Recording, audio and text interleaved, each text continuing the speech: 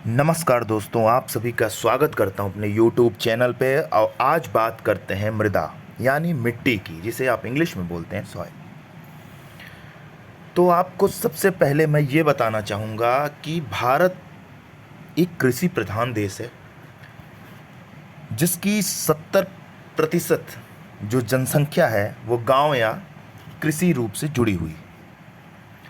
तो यहाँ पे हम बात करते हैं कि अगर आपसे कोई पूछता है कि मृदा किसे कहते हैं, मृदा किसे कहते हैं, तो ये देखिए मैंने आंसर लिख रखा है कि धरातल की सबसे ऊपरी परत जिसमें कृषि संबंधित कार्य किए जाते हैं मृदा कहलाती है, मैं यानी मिट्टी कहलाती है। आप देखते होंगे कि कृषि संबंधित कार्य जैसे कि खेती, हल चलाना, खेती करना, बीज बोना, पेड़ उगाना, पौधे उगाना, बागान उगाना, ये सब कृषि संबंधित कार्य होते हैं।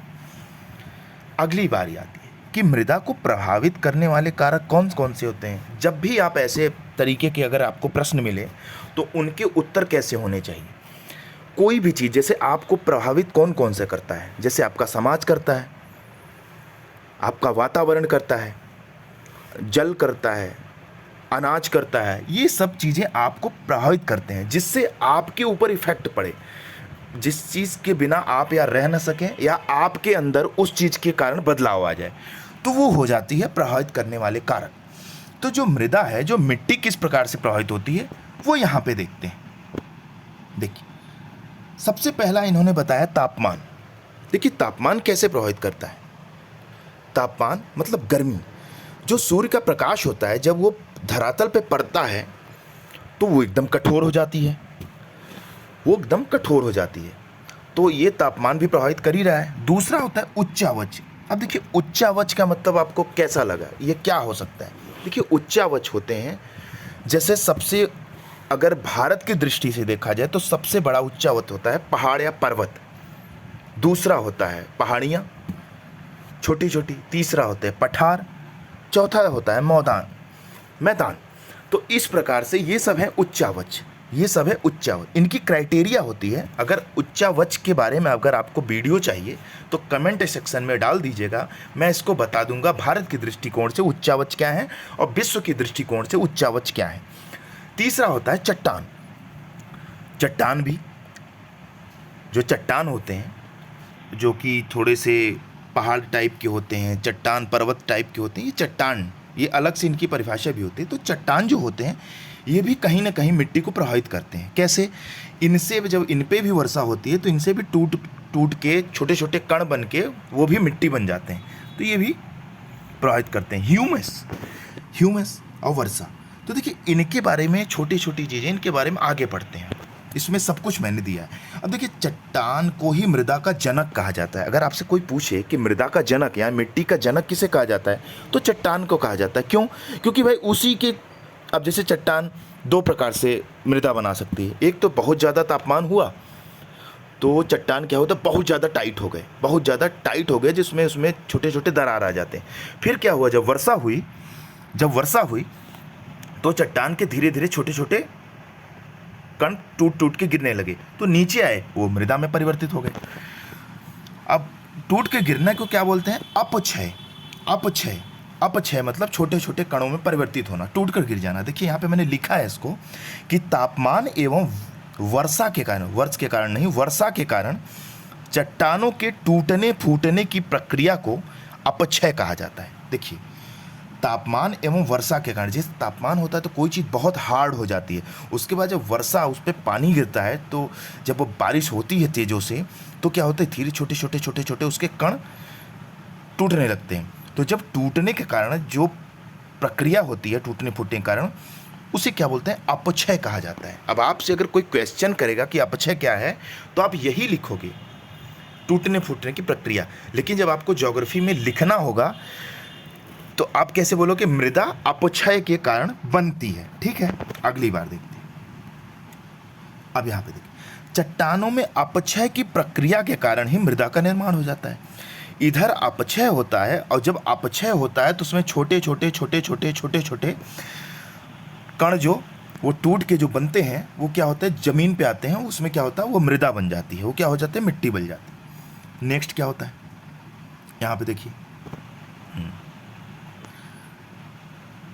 अब यहाँ पे एक चीज़ और टॉपिक है, पर्वतीय ढलान पर अपर्दन, अपर्दन मतलब कटाव के कारण ही पर्वतीय क्षेत्र में मृदा की मोटाई कम हो जाती है।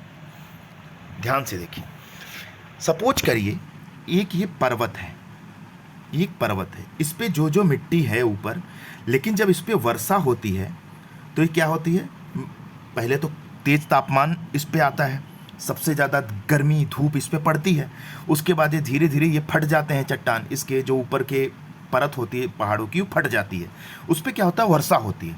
तो वर्षा होने के कारण वो चट्टान छोटे छोटे कण में उसका अपर्दन होने लगता है, मतलब उसका कटाव होने लगता है, वो धीरे धीरे बह के नीचे आने लगते हैं, धीरे धीरे बह के वो नीचे आने लगते हैं पर्वत से।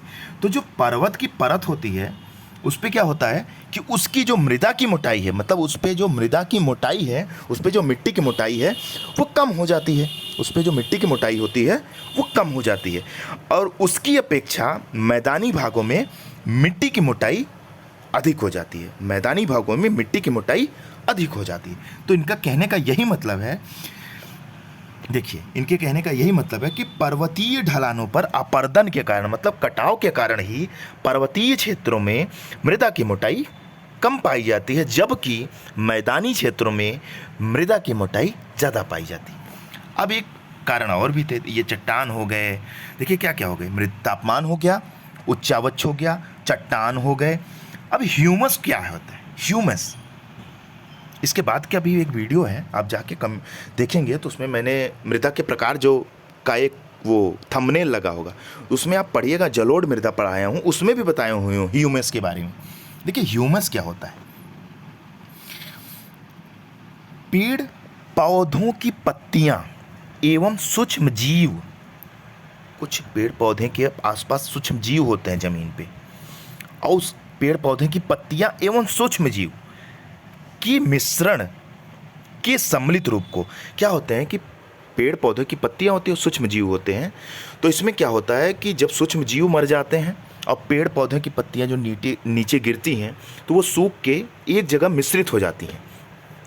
तो जो मिश्रित हो जाते हैं तो इन्हीं सम्मिलित को, मतलब सूक्ष्म जीव और पेड़ पौधे की पत्तियां जब ये सम्मिलित हो जाते हैं तो इनके मिश्रण को क्या बोलते हैं, ह्यूमस कहा जाता है। इनके मिश्रण को क्या होते हैं, बोलते हैं ह्यूमस कहा जाता है। ठीक है, अब आगे की बात देखते हैं। तो ये तो मैंने आपको बता दिया कि इनके प्रभावित करने वाले कारण क्या क्या हैं, ये सब क्या क्या हैं।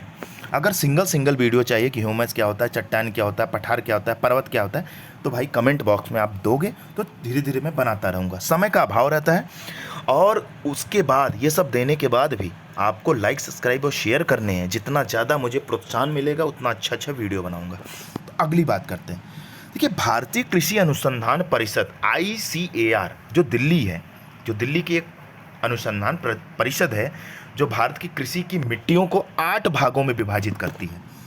8 भागों में विभाजित करती है भारत की मृदा को। कौन कौन सी, सबसे ज़्यादा पाई जाने वाली जो भारत की सर्वाधिक क्षेत्रों में जलोढ़ मृदा है, तो जलोढ़ मृदा पहली, दूसरी लाल मृदा, तीसरी काली मृदा, चौथी लेटराइट मृदा, पाँचवीं पर्वतीय मृदा, छठवीं वनीय मृदा, सातवीं मरुस्थलीय मृदा, और पीट या दलदल लास्ट मृदा, अंतिम मृदा ये है। देखिए जो शुरू की जो 4 मृदा है ये ज़्यादातर क्षेत्रों में पाई जाती हैं, और जो लास्ट की 4 मृदा है ये थोड़े थोड़े जगहों पे पाई जाती हैं। देखिए इनका सिंगल भी वीडियो डाल रहा हूँ मैं, जलोढ़ मृदा का मैंने डाल दिया वीडियो, आप देख लेंगे। उसके बाद भी सिंगल वीडियो आपको सारे मिल जाएंगे इसमें, तो लाइक सब्सक्राइब शेयर जरूर करते रहिएगा। ये तो 8 प्रकार की मृदा जो कि भारतीय कृषि अनुसंधान परिषद द्वारा बताई जाती है कि मृदा भारत की 8 प्रकार में विभाजित होती है। तो ये 8 प्रकार ये हो गई। अब अगली बारी आती है मृदा का वर्गीकरण। देखिए ऐसे तो मृदा का 2 प्रकार से वर्गीकरण किया जाता है। कौन कौन सी, स्थानिक मृदा और परिवहित मृदा। स्थानिक मतलब जो स्थान रूपी है, जो कहीं से आई नहीं है, वहीं से टूट कर गिर कर बनी है, स्थानिक हो गई। और परिवहित जो कहीं से बह के आई है। अब देखिए यहाँ पे मैंने स्थानीय मृदा के बारे में बता दिया है। किसी स्थान पर चट्टानों के अपक्षय के कारण, देखिए किसी स्थान पर चट्टानों के अपक्षय के कारण निर्मित मृदा को स्थानिक मृदा कहा जाता है। और परिवहित मृदा क्या होती है, देखिए स्थानिक मृदा में सारी 7 मृदा आ जाएंगी, जितनी मृदा 7 हैं वो सारी आ जाएंगी। लेकिन जो परिवहित मृदा है वो उसमें केवल आएगी जलोढ़ मृदा। परिवहित मृदा में कौन सी आएगी? केवल जलोढ़ मृदा। क्यों? क्योंकि ऐसी मृदा जिसका निर्माण नदियों के द्वारा बहाकर ले गए अवसादों द्वारा होता है, जलोढ़ मृदा कहलाती है।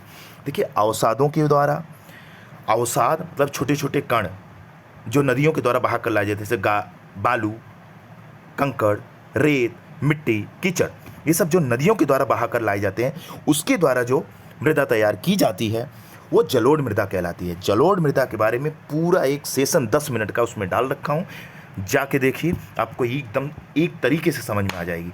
तो अगर ये वीडियो आपको पसंद आया हो तो लाइक, सब्सक्राइब, शेयर करते रहिए और कमेंट करते रहिए, और ये देखते जाइए कि इसमें से जो भी टॉपिक नहीं समझ में आया, जो भी एक हेडिंग नहीं समझ में आई है, कमेंट बॉक्स में कमेंट करिए, मैं आपको वो हेडिंग फिर से समझा दूंगा। तो बहुत बहुत धन्यवाद आप सभी का। लाइक, सब्सक्राइब, शेयर करते रहिए और मुझे प्रोत्साहन देते रहिए। Thank you.